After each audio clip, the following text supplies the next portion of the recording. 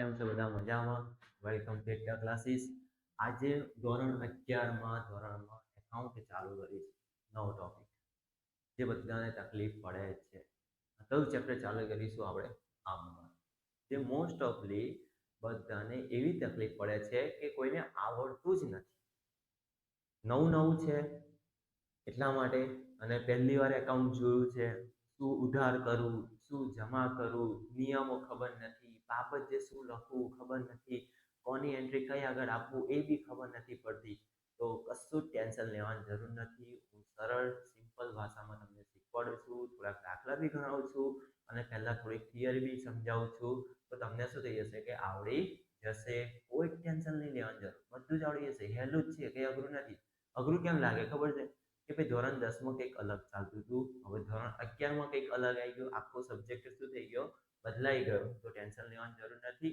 આપણે શું કરીશું, તમને સરસ રીતે શીખવાડી દઈશું. તો કોઈ ટેન્શન લેવાની જરૂર નથી. બરોબર છે? ચાલુ કરું છું ધોરણ 11માં એકાઉન્ટ આમદનનું ચેપ્ટર ચાલુ કરું છું. તો જોતા જઈશું. ક્લિયર? પહેલા હું તમને શીખવાડું કે ભાઈ એકાઉન્ટની અંદર પહેલા સ્ટાર્ટિંગથી જ 3 નિયમો આવે છે. શું આવે છે? 3 નિયમો. કે ભાઈ 3 નિયમો છે.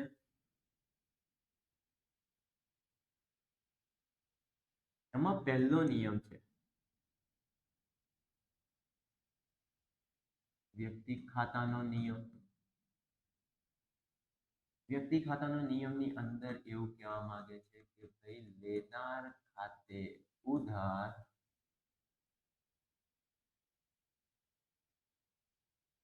આપનાર ખાતે જમા. એટલે કે જ્યારે પણ કોઈ વ્યક્તિનો ઉલ્લેખ થાય, ત્યારે તમારે જોવાનું છે કે વ્યક્તિ લેનાર છે કે આપનાર છે. એટલે કે કોઈ પણ વ્યક્તિ હોય વસ્તુ લે છે કે આપે છે. જો વસ્તુ લેતો હોય એટલે કે લેનાર હોય, એના ખાતે ઉધાર થશે. જો વસ્તુ આપનાર હોય કાં તો વસ્તુ સામેવાળો આપનાર હોય. એટલે ક્યાં કે ભાઈ હું કોકની જોડેથી વસ્તુ ખરીદું છું, બરોબર છે, મેં કોકની જોડેથી ખરીદી કરી, તો હું લેનાર થયો કે આપનાર થયો? હું લેનાર થયો. સામેવાળો શું થયો? આપનાર થયો. તો હું લેનાર થયો એટલે કે મારા ખાતે ઉધાર થઈ જાય, અને સામેવાળો આપનાર થાય તેના ખાતે શું થઈ જાય? જમા. ક્લિયર? બીજો નિયમ છે મામીનો. એટલે મામા મામી વાળો નહીં લાગે, એને કહેવાય છે માલ મિલકત ખાતાનો નિયમ.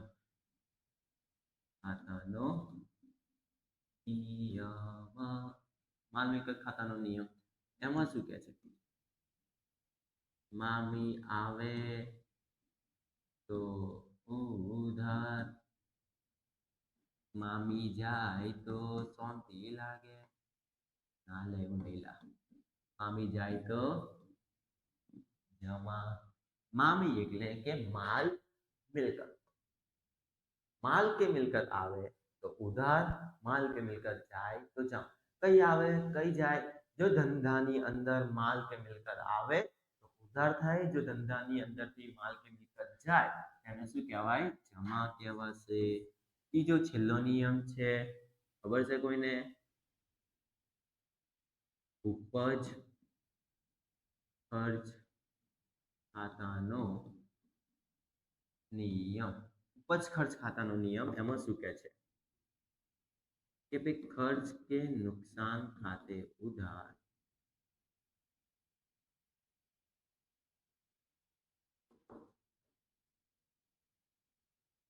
આવક કે ઉપજ ખાતે જમા. તમારું નુકસાન થાય તો તમે ઉધાર કરો કે જમા કરો? પહેલા ઉધાર જ કરવાના ને. એવી જ રીતે અહીંયા આગળ શું લખેલું છે? ખર્ચ કે નુકસાન ખાતે ઉધાર, આવક કે ઉપજ ખાતે જમા. આ 3 નિયમ છે. આ 3 નિયમ સમજવાના છે, અને આ જ 3 નિયમ પર તમારી શું છે? આમનો ટકેલી છે. આખું એકાઉન્ટ જ આ 3 નિયમો ઉપર લખેલું છે. પૂરેપૂરું આખું એકાઉન્ટ. કંઈ બી જશો, કોઈ બી એકાઉન્ટનું કોઈ બી વસ્તુ સોલ્વ કરવા બેસશો તો આ 3 નિયમ તમારે જોશે. જો આ 3 ખબર પડી ગઈ હોય અને આ 3 આવડી જાય તો આખું એકાઉન્ટ તમને આવડી જાય. સહેલામાં સહેલું છે, કશું કે અઘરું છે નહીં. ક્લિયર? આ શું છે? ખાલી 3 નિયમ. ક્લિયર? હવે જો તમને એક વસ્તુ કહું કે જ્યારે પણ ખરીદી કરે એટલે કે ખરીદી કરો તો ખરીદ ખાતું આવશે, વેચાણ કરો તો વેચાણ ખાતું. ક્લિયર? ખરીદ ખાતું હંમેશા શું હોય? ઉધાર જ હોય. વેચાણ ખાતું હંમેશા શું હોય? જમા હોય. અમુક સંજોગોમાં જ ખાલી ખરીદ ખાતું જમા થાય, અમુક સંજોગોમાં જ ખાલી વેચાણ ખાતું ઉધાર થાય. કયા સંજોગો આવશે એ આગળ આપણે જોતા જઈશું. અમુક જ અપવાદ હોય ને, અમુક તારે જ ખરીદ ખાતું જમા થાય, તારે જ વેચાણ ખાતું શું થાય? ઉધાર થાય. બાકી તો આ બંને તો સેમ ટુ સેમ રહે. ક્લિયર? કેમ ખરીદ ખાતું? જો હું ધંધો કરતો હોઉં, બરોબર છે, હવે મારા ધંધામાં કે એક વસ્તુ થોડી હોવાની, ખાસી બધી વસ્તુઓ હોવાની. હું જનરલ સ્ટોર ચલાવતો હોય તો જનરલ સ્ટોરમાં મારી પાસે કેટલી બધી વસ્તુ હોય, ચોકલેટો હોય છે, અનાજ છે, કરિયાણું છે, પડીકા છે, શેમ્પૂ છે, વિમલ છે, બિસ્કિટ છે, એ બધું હું બધાના ખાતા અલગ અલગ બનાવે. વિમલનું ખાતું અલગ, બિસ્કિટનું ખાતું અલગ, ચોખાનું ખાતું અલગ, ચોખાની અંદર બાસમતી રાઈસ અલગ, દુનાર રાઈસ અલગ, એ બધા અલગ અલગ રાઈસ ના થઈ ગયા? તો હું બધાના ખાતા બનાવીશ. તો સુધી તો મારી પેઢીની પેઢી નીકળી જાય તો સુધી ખાતા જ ના બની રહે મારે તો પહેલા. તો એના માટે સ્પેસિફિક એ લોકો વર્ડ શું આપી દીધો? ખરીદ ખાતું. એ રીતે હું વેચાણ કરીશ તો વેચાણ શું એક જ વસ્તુનું કરવાનું છે? ના, ઘણી બધી વસ્તુઓનું વેચાણ કરવાનું છે. એના માટે એ લોકો વર્ડ શેનો આપી દીધો છે? વેચાણ ખાતું. બરોબર? હવે જે વસ્તુ દરરોજને દરરોજ હું ખરીદી ના કરતો, દરરોજને દરરોજ વેચાણ ના કરતો હોય તો એનું એક સ્પેસિફિક ખાતું ખોલી દઈશું. જેમ કે ધંધામાં ફર્નિચર લાવ્યા તો ફર્નિચર જે છે એ ફર્નિચર આપણે દરરોજ થોડી ખરીદવાના છે, દરરોજ થોડી વેચવાના છે. બરોબર? કેમ કે ફર્નિચરનો ધંધો નથી મારો, મારો અનાજ કરિયાણાનો છે કાં તો જનરલ સ્ટોરનો છે. તો મારા માટે એ શું કહેવાય? મિલકત કહેવાય. એનું મિલકત માટે તમારે પર્ટિક્યુલર મિલકતનું જ ખાતું બનાવવું પડશે.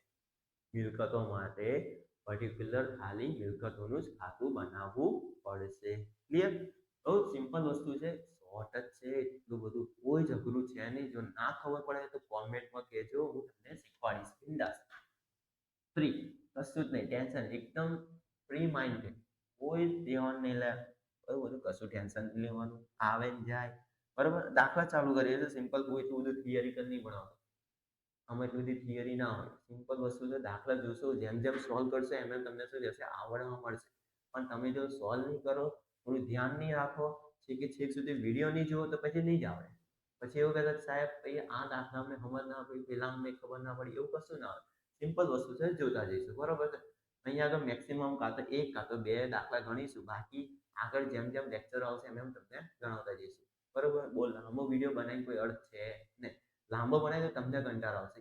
એકનું એક દરરોજ થોડાક નાના વિડીયો આવશે તો વાંધો નહીં આવે, થોડુંક જોઈ જશે. મસ્તીમાં કહેવાય ને કે ભાઈ મસ્તી કરતા કરતા ભણ, પણ મસ્તી કરતા કરતા ભણો પણ ભણવાને મસ્તીમાં લેવાનું નહીં. જઈએ આગળ. પહેલો દાખલો છે કે નીચેના વ્યવહારો પરથી પ્રાંજલના ચોપડે આમનોંધ લખો. આમનોંધનું ફોર્મેટ તો તમને ખબર છે ને કે નહીં ખબર? ખબર છે? તારીખ, વિગત, ખાતાવી પાન નંબર, ઉધાર ને જમા. ખબર છે કે નહીં ખબર? ખબર છે? તારીખ, વિગત, ખાતાવી પાન નંબર, ઉધાર ને જમા. અહીંયા આગળ લખી દઈશું જેનું હોય એનું.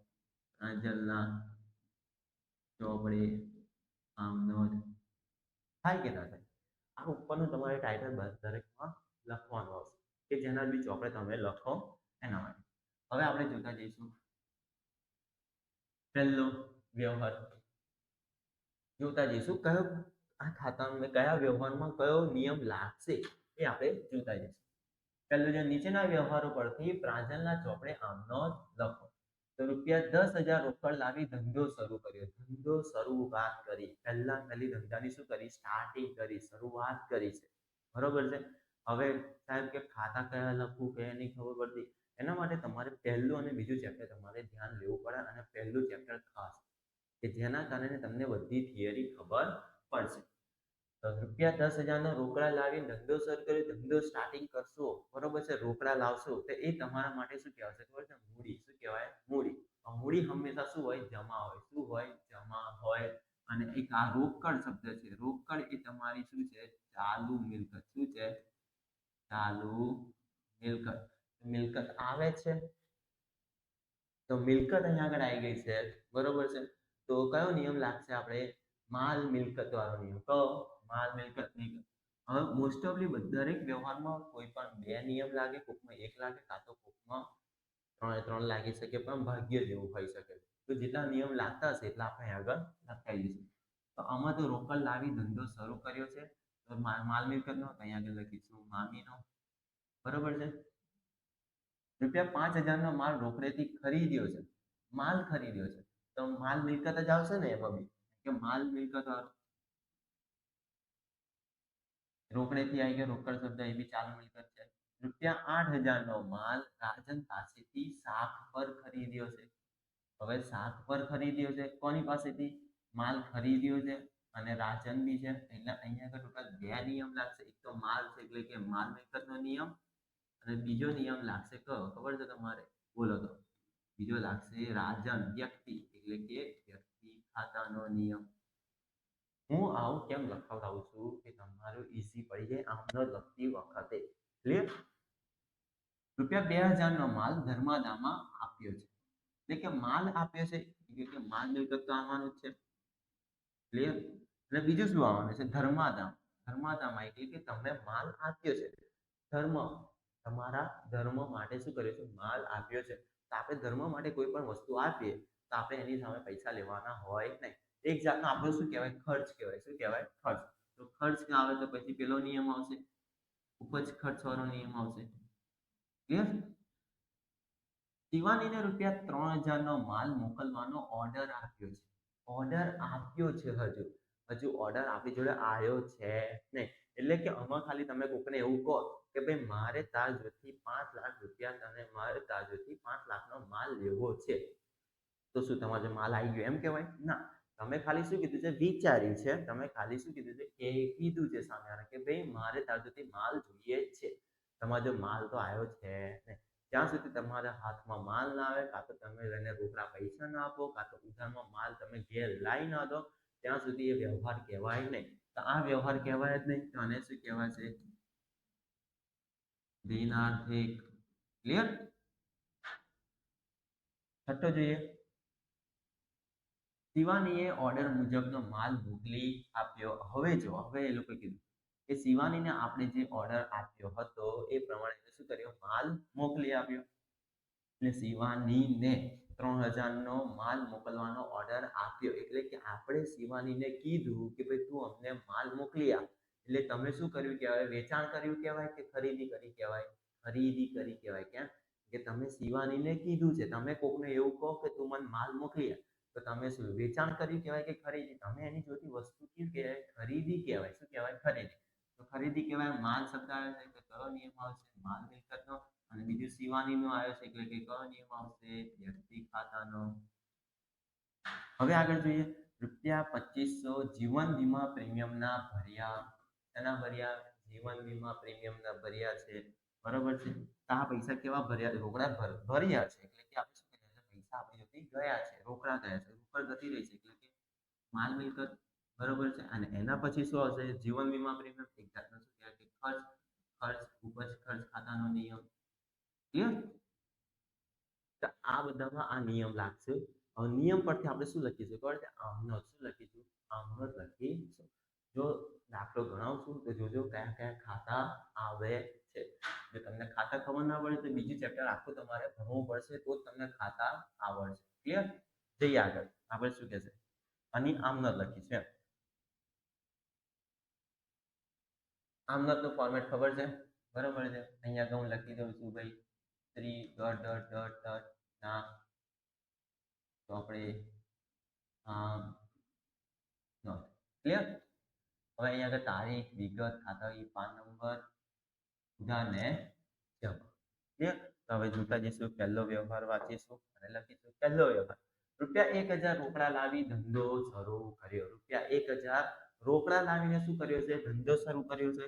આપણે લખીશું ધંધો શરૂ કર્યો છે. રોકડા ધંધામાં આપણે હવે તમારે શું સમજવાનું ખબર છે? તમે જાતે જ હિસાબો લખો છો.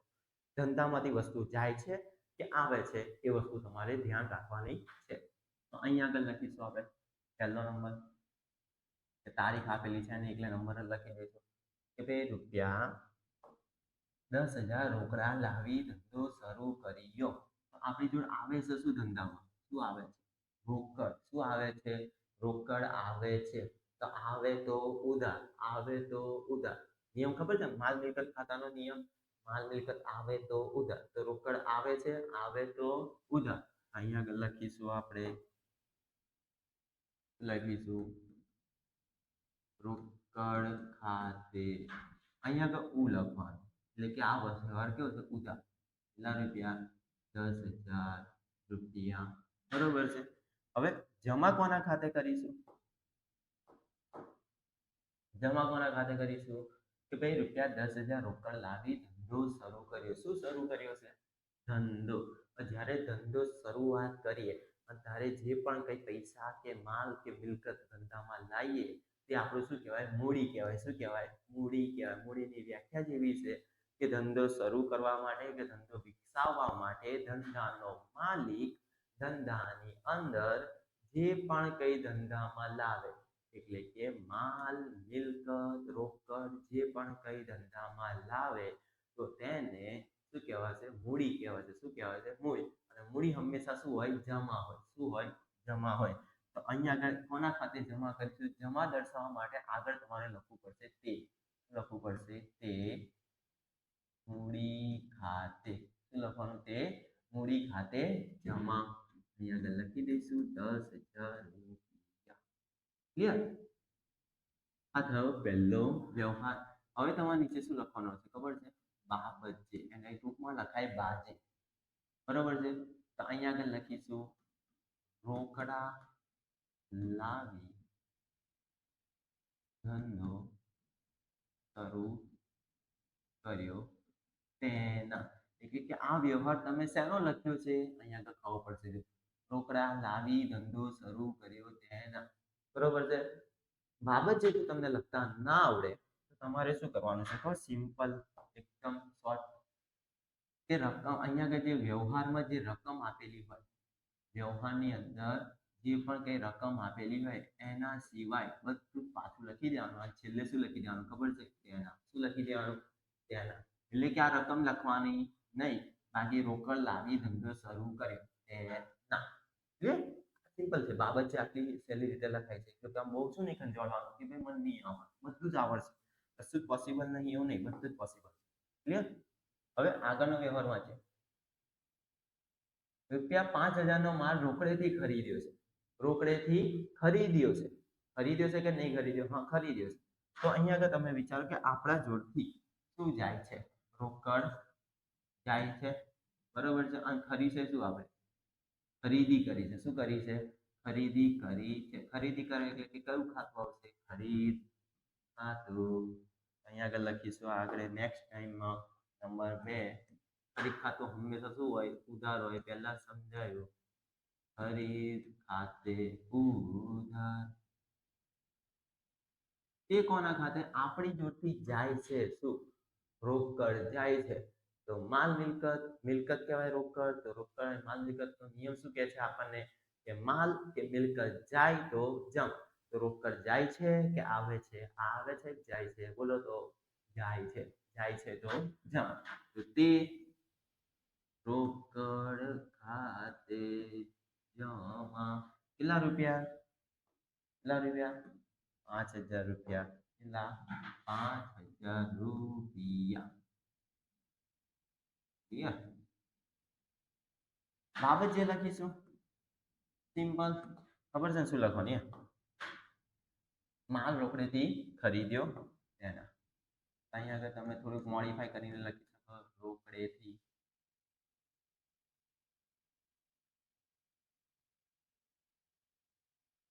માલ ખરીદ્યો તેના. ક્લિયર?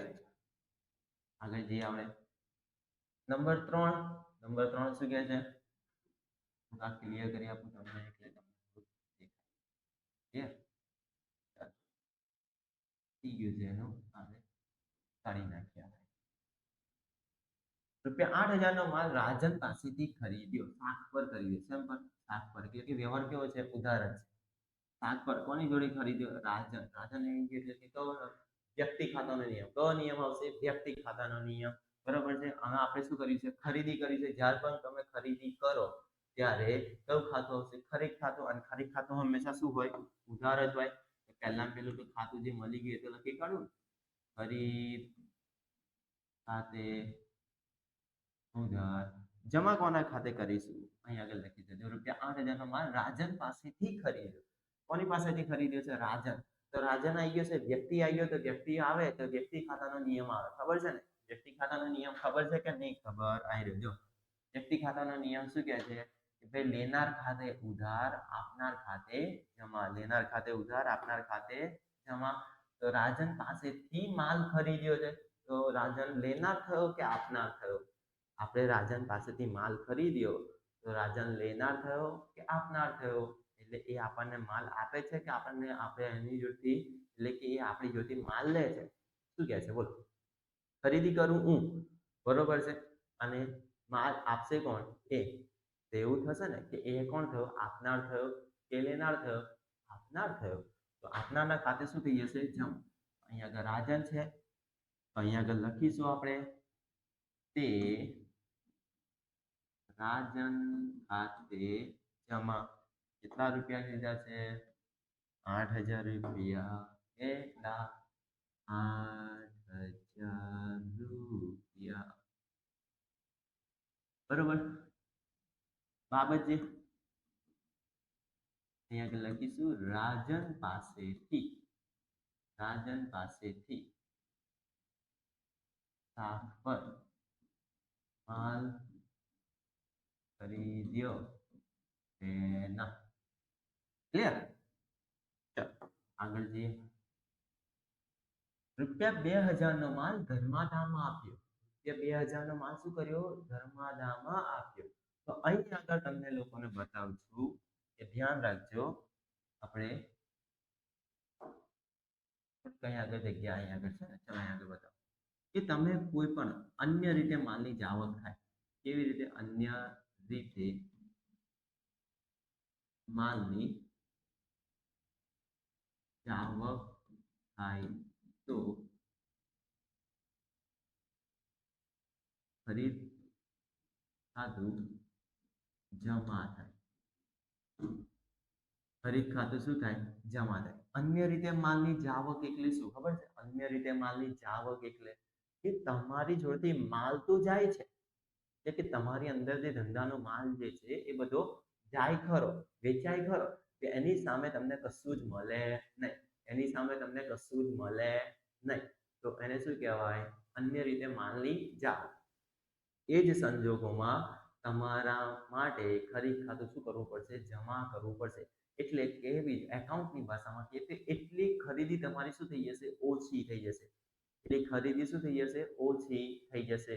એક્ઝામ્પલ તરીકે કહો કે ભાઈ 5,000 નો માલ પડેલો, બરોબર છે. 2,000 નો માલ મેં ધર્માદામાં આપ્યો, એટલે કે મેં ધર્મ માટે, આપણા પોતાના ધર્મ માટે મેં શું કર્યો? ખર્ચ કરી નાખ્યો. બરોબર. એની સામે હું કહું પૈસા મળવાના મને? ના. એ શું છે? એક જાતની સમાજ સેવા છે. શું છે? સમાજ સેવા છે. તો હવે શું કરીશું? તો હવે મારી જોડે ઓફિશિયલ મારે જે માલ વધેલો કેટલા રૂપિયાનો વધ્યો? 3,000 રૂપિયાનો વધ્યો છે, બરોબર છે. પણ મને સામે પહેલાના પૈસા મળ્યા છે નહીં. એટલે કે મારા ધર્મ માટે મેં શું કર્યા? વાપરી કાઢ્યા માલ, બરોબર. તો મારી એટલી ખરીદી શું થઈ ગઈ કહેવાય? ઓછી થઈ ગઈ. એટલે કે એવું માની લેવાનું કે ભાઈ મેં સામેથી એટલો માલ કેવો ખરીદ્યો કહેવાય? ઓછો ખરીદ્યો કહેવાય. ક્યાં કે મેં એક જાતની શું કરી છે? સેવા કરી છે, એવું માની લેવાનું કે ભાઈ મારી જોડે એટલો માલ હતો જ નહીં. તો ઓટોમેટિકલી મારી ખરીદી શું થઈ ગઈ કહેવાય? ઓછી થઈ ગઈ કહેવાય. એવા સંજોગોમાં આપણે શું કહેવાનું? ખરીદ ખાતું જમા થશે. ધર્માદામાં આપ્યો છે તે એક જાતનો આપણો શું થઈ ગયો કહેવાય? આમ તો નુકસાન કહેવાય, પણ સામાજિક કાર્ય કામ કરો, બરોબર, તે એ નુકસાન કહેવાય નહીં. એને શું ગણી લેવાનું? આપણને ખર્ચ ગણી લેવાનો. તો અહીંયા આગળ લખીશું આપણે નંબર 4 ધર્માદા ખર્ચ ખાતે ઉધાર તે ખરીદ ખાતે. ખરીદ ખાતે કેમ જમા? કારણ કે અન્ય રીતે માલની જાવક છે. આપણી જોડેથી માલ ગયો છે પણ આપણને સામે કશું મળ્યું છે નહીં. બરોબર. કેટલા રૂપિયા લખ્યા છે? 2,000 રૂપિયા. કેટલા 2000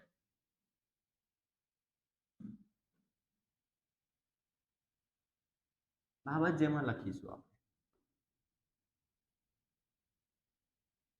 ધર્માદામાં માલ આપ્યો તેના ક્લિયર હવે પાછું શિવાનીને ₹3000 નો માલ મોકલવાનો ઓર્ડર આપ્યો છે આપણી જોડે માલ કશું આવ્યું છે નહીં ખાલી શું થયું ઓર્ડર આપવાથી થોડી કેમ મેળ પડી જાય ના વસ્તુ આવી જોઈએ તો ઓર્ડર આપ્યો છે તો આ વ્યવહાર કેવો થઈ ગયો કહેવાય બિન આર્થિક અહીંયા આગળ લખીશું શું લખીશું બિન આર્થિક બરોબર ડેશ આગળ જોઈએ આપણે શિવાનીએ ઓર્ડર મુજબનો માલ મોકલી આપ્યો શિવાનીએ ઓર્ડર મુજબનો માલ શું કર્યો મોકલી આપ્યો કેટલાનો ઓર્ડર આપેલો 3000 નો એટલે કે આપણે શિવાની જોડે આપણે શું કરી કહેવાય ખરીદી કરી કહેવાય બરોબર છે વ્યવહાર ઉધાર છે કે રોકડ છે આપણે વ્યવહાર કેવો કહેવાય ઉધાર છે કેમ કે વ્યક્તિના નામનો ઉલ્લેખ થયેલો છે જ્યારે પણ વ્યવહારમાં વ્યક્તિના નામનો ઉલ્લેખ થયેલો હોય તો વ્યવહાર કેવો કહેવાય ઉધાર કહેવાય છે કે ઉધાર અને જ્યારે પણ વ્યક્તિના નામનો અને રોકડ શબ્દ એ બંનેનો ઉલ્લેખ થયો હોય તો એના વ્યવહારને શું કહેવાય છે રોકડ વ્યવહાર કહેવાય શું કહેવાય રોકડ વ્યવહાર વ્યવહાર ઉધાર છે કે રોકડ છે એ બધું તમને બીજા ચેપ્ટરમાં ખબર પડે તો બીજા ચેપ્ટર માટે હું તમને વિડીયો બનાવી દઈશ તમે લોકો ખાસ કરીને જોઈ લેજો તો તમને આ બધું જ ક્લિયર થઈ જશે કે કયા કયા ખાતા હોવા જોઈએ કયો વ્યવહાર ઉધાર કહેવાય કયો વ્યવહાર રોકડ કહેવાય એ બધું તમને ખબર પડી જશે બિંદાસ કોઈ ટેન્શન લેશો નહીં તો 3000 નો માલને આપણે શું કરી કહેવાય ખરીદી કરી કહેવાય શું કરી કહેવાય ખરીદી અહીંયા આગળ હું લખી દઈશ 6 નંબર લખીશું ભાઈ ખરીદ ખાતે ઉધાર કોની પાસેથી ખરીદ્યો કારણ કે શિવાની પાસેથી ખરીદ્યો તો શિવાની લેનાર કહેવાય કે આપનાર કહેવાય એ શું કહેવાય આપનાર કહેવાય શું કહેવાય આપનાર અહીંયા આગળ લખીશું આપણે શિવાની ખાતે કેટલા રૂપિયા છે અહીંયા આગળ 3000 રૂપિયા કેટલા 3000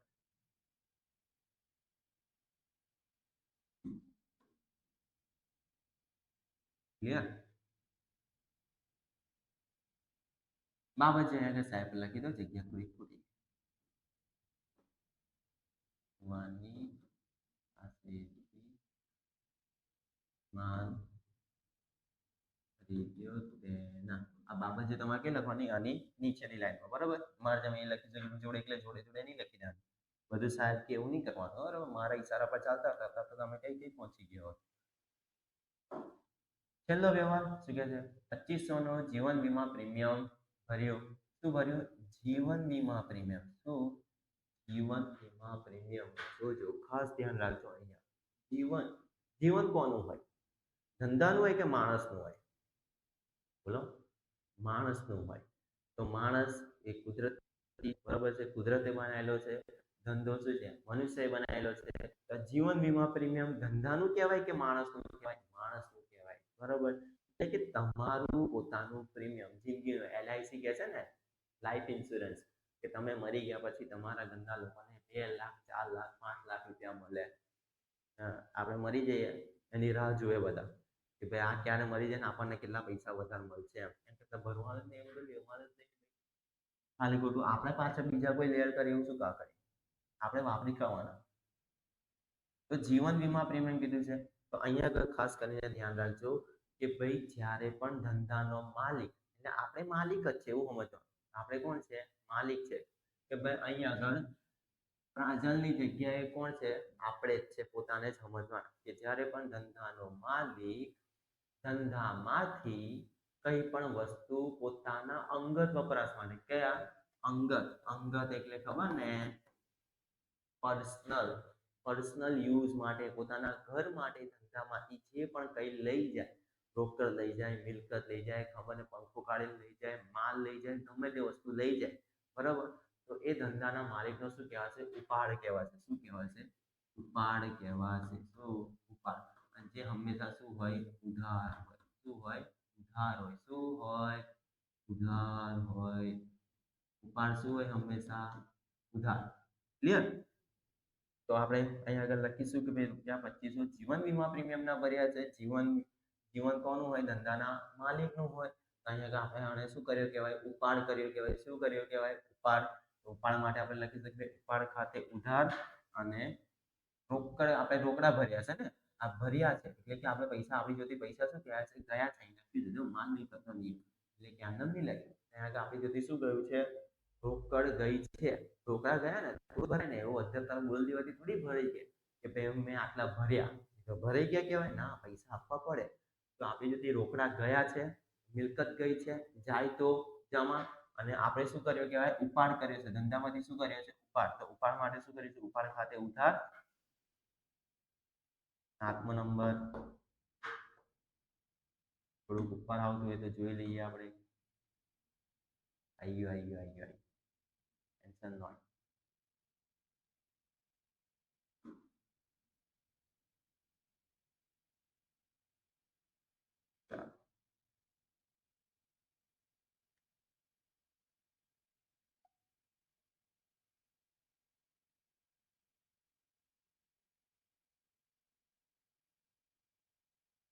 ઉપાડ ખાતે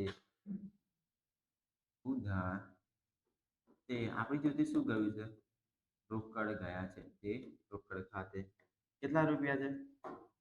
2500 રૂપિયા.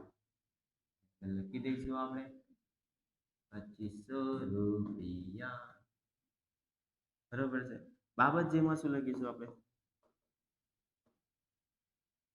જિંદગીના વીમા પ્રીમિયમના ભર્યા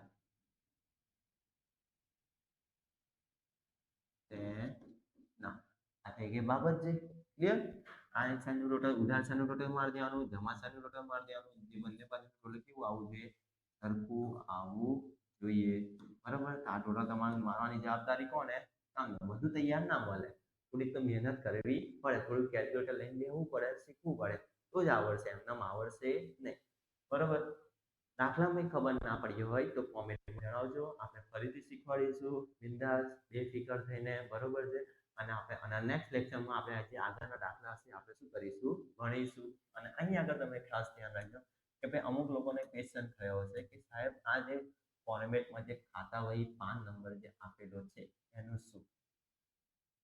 ખાતા વહી પાન નંબર દેખાય છે ને? કે નહીં દેખાતો? આવ્યો.